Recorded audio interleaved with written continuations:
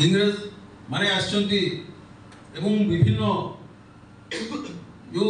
भली भाव प्रोविंस भितर आम बांटी हो गले आम निजर सत्ता हजैकरी आम आंध्रा पाखे किछि किछि बंगाली किछि बिहारी आम बांटी हो गले मझे किछि आम खोर्धा नयगढ़िया लोक आम हूँ तो रहिलु किछि निज भाषा कहीकि किंतु आउ सब प्रभाव प्रभावित होगला किए दक्षिणी कहला किए बंगाली कहला आम आम भाषाटा मध्य प्रभावित होगला ओडिया भाषा तार जो व्याकरण तार जो शब्द संयोजना याकू रुधिबंत करने तापरे जो आंदोलन आरंभ होला भाषा भित्तिक आंदोलन ओडिया भाषा को लेकर प्रदेश गढ़िबार जो आंदोलन आरंभ होला जार नेतृत्व रे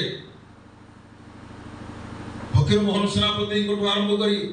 पंडित गोपबंधु दास मधुबाबू पाला महाराजा ये जिते सब आरंभ कले तार भितर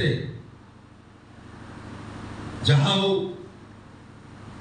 अनेक झड़ झंझा भितर ओडिया भाषा 1936 मसीह आम स्वतंत्र ओडिया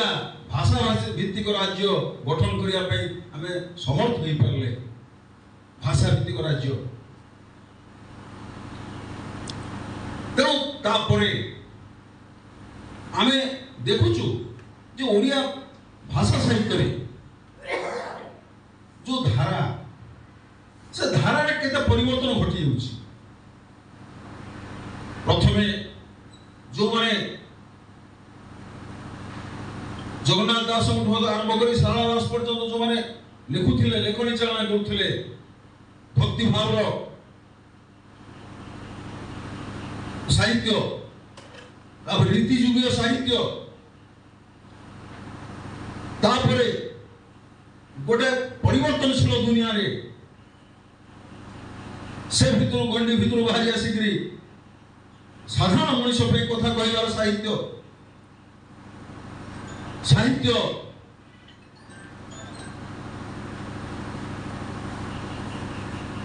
मुक्तिर कथा कहला साहित्य गोटे स्वातंत्र कथा कहला साहित्य हमको विज्ञान कथा कहला विकास कथा कहला से जो साहित्य आसिला से साहित्य भितर आम देखिलु जे रीतियुगर साहित्य तार जो लिमिटेशन सीमाबद्धता रीतियुगर साहित्य सीमाबद्धता ठारू आधुनिक साहित्य ये संचरी गला तमाम मनुष्य को छुईला भाया अवस्था सृष्टि है एवं से जो रीतिजुगीय साहित्यर भित्ति उपरे ठिया होगी से जो भित्ति उपरे ताहा गढ़े उठी रामायण हो कि महाभारत हो से भित्ति भूमि उपरे आधुनिक साहित्य सृष्टि है एवं से गद्य आकार रे आसिला पद्य आकार रे आसिला कविता जन्म नेला कविता जेते बेले जन्म नेछि सेते बेले से एक छंदबद्ध प्रकार रे आकार रे आसीछि से निछंद कविता आसिनी प्रथमे आसीछि जोटा आपण मानकर पुराना जे कोनोसी देखंतु सुआंग कि आउ जहाँ जहाँ पुराना साहित्य आपन पाखे अच्छी से कोनोसी विछंद कविता न सब छंदमय कविता छंद भितर सब आसला एवं जो कथा साधारण मनुष्य को छुईम जमी गोटे बाजा बाजिकी विपद गीत गाइले लोकटा टाणी होगी आसो जमी गाउला प्रकाश मंडल गोटे गीत गाइला समस्त मंत्रमुग्ध होकर शुणिले कौन ना गोटे छंदबद्ध कविता से झील कम कविता गाइला नहीं बड़ा सुंदर कविता गाइला किंतु छंदटा जमी लोक बाजा बजेबे मैंने टीप पकेबे टेबुल रे से कथाटा से जो छंद से आस्ते आस्ते प्रयोगात्मक भाव में परीक्षामूलक भाव में विभिन्न साहित्य सृष्टि है किंतु अनेक बाटे हजि हजि गला बाटे हजि हजि गला आमे जमी देखिले कविता जी पढ़ुची सी बुझुची अन्य के बुझु न बुझु जे पढ़ुची सी पढ़ी सारा पर कविता शुणिमार तार धैर्य सरी जाउची से पढ़ी सारा पर सी पळेबो कविता पाठ सरीला এই जो अवस्था ए अवस्थार कारण होची सेतेबेले कविताटा बा जो भली भाव में काव्य साहित्य साधारण मनुष्य को छुला जड़े पढ़ुला मंडप गाँ जाक शुणुले गाँ जाक शुणुले समस्त बसिक शुणुले एवं किए कांदुला कि हसुला माने फिलिंग्स सृष्टि करुले